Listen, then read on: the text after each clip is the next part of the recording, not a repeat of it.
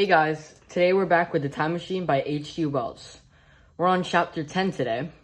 If we recall from the last chapter, in chapter 9, the time traveler figured out that there was two different kinds of humans, the Eloi and then the Morlock underground.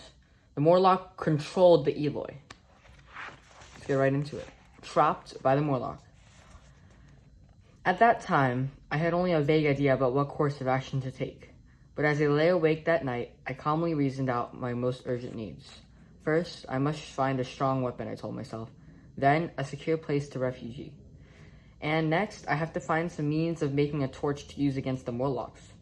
Also, I'll need to make some kind of battering ram to break open the bronze doors of the White Sphinx. I was sure that if I could rush in through those doors carrying a blaze of light, I could find the place the time machine was hidden and escape from this horrible place with Weena. I had made up my mind to take her back to our own time. Though she wasn't clear in her understanding of where it would be, she was quite eager to go back home with me.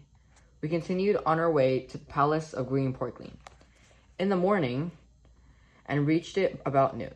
We found it deserted and in ruins. Ragged traces of glass hung in its windows, and large sheets of green facing had fallen away from the rotted metal framework of the building. Inside, instead of the usual large hall as in the other buildings, I found a long gallery lit with many side windows. The tile floor was thick with gray dust. Then I noticed several parts of huge skeletons scattered in the center of the room. There seemed to be some sort of long extinct creatures from prehistoric times. A brontosaurus and a megatherium? Of course, I cried. We're in an ancient museum, and this is a fossil room. Along the sides of the gallery were shelves holding glass cases of their own time. They must have been sealed to make them airtight, for the fossils inside them had been fairly well preserved. I figured that the absence of bacteria and fungi in this future world had slowed down the decay of these fossils quite a bit. Exploring further, we came to a small mineral gallery, and then to an area where huge hulks of machines were being displayed. Most had rusted and broken down, but some were still in fairly good shape. But I could make only vague guesses as to what they were used for. While I was wondering how I would use these old machines against our enemies, Weena suddenly came up behind me and tugged at my sleeve, then took my hand. "What's the matter, Weena?" I asked. "You look troubled." I had been so wrapped up in the machines that I hadn't noticed the gradual lessening of light or the sloping of the gallery floor. But Weena's fears drew my attention to the fact that the gallery ran down into thick darkness. The floor at the end had a number of small, narrow footprints in the remote blackness. I heard a peculiar pattering and the same odd engine noises I had heard down in the well. I realized that I still didn't have a weapon to protect us, but I would need one immediately. My eyes traveled over the machines and landed on a huge lever projecting from one of them. Clambering onto the stand and grasping the lever in both my hands, I put all my weight upon it. After a minute's strain, it snapped and I rejoined Weena, now armed with a club-like weapon in my hands. "Oh, how I'd love to crack some Morlock skulls with my new club," I said, feeling no hesitation about killing my own descendants. Only concern for leaving Weena and my desire to find my time machine kept me from heading straight into the blackness and killing the Morlocks. We passed through a section of the museum with some book tatters, then up a broad staircase into a really hopeful place, a gallery of chemistry. The gallery was well preserved, and in one of the airtight cases I found a box of matches. Eagerly, I tried them. They were perfectly good, not even damp from age. I was so happy. I whistled a little tune and whirled about the room and danced. As Weena watched, I won in wonderment. And that, Miss 802,701, is how we dance in my day. I gaily cried when I was done. Then I made another find, a chunk of camphor in a sealed jar. I was just about to throw it away, but when I remembered, "Camphor can burn," I cried. "This will make a great candle." And I put the chunk in my pocket along with matches.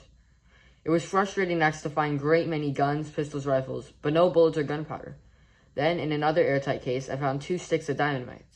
"Eureka!" I shouted and smashed the case with joy. Taking one stick into a little side gallery, I tested it out. I waited 5 minutes, 10, 15 for an explosion, but it never came. They were dummies. "Too bad," I told Weena. "I might have used them to blow the door of the Sphinx to get my time machine." but maybe I can force those doors open with my wonderful iron club. My plan now was to head for the White Sphinx, getting as far as we could now that the night was approaching. I was no longer afraid of sleeping in the open, knowing I had matches and camphor, and could build a fire to keep the Morlocks away. As we walked, I stopped to pick up a stick and dry a glass. With these loaded in my arms, our progress was slowed. When we reached the end of the forest, which I took to be a mile across, I felt sleep coming on. But then, with the darkness, so were the Morlocks coming on. When we stopped among the black bushes, I spotted 3 of them behind us. The best thing to do, I said, is to push on through the forest to the bare hillside, because that should make a safer resting place. The matches and camphor will light our path. I realized that I couldn't deal with both striking matches and carrying firewood at the same time, so I put the wood down. Oh, then it was that I stupidly lit a fire, hoping it would startle our pursuers and cover our retreat. Weena was fascinated by the flames dancing up from the pile of wood. This was the first fire she'd ever seen, aside from the match flares. She wanted to run and play with it and even jump in it, but I picked her up bodily and plunged aside in the woods. The glare of the fire lit our way pretty well. Soon I began to hear pattering of our feet behind me. I couldn't strike a match because I had Weena on my left arm and my iron bar in the right hand. Voices like those I had heard in the underworld were closing in behind us.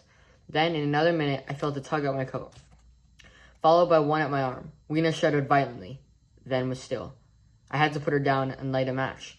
As I fumbled in my pocket, struggle began in the darkness about my knees. With Weena's silence and the Morlocks making peculiar cooing sounds, the spurt of light from my mat showed Weena clutching at my feet, her face to the ground. "Weena, Weena," I cried, bending to her. She was barely breathing.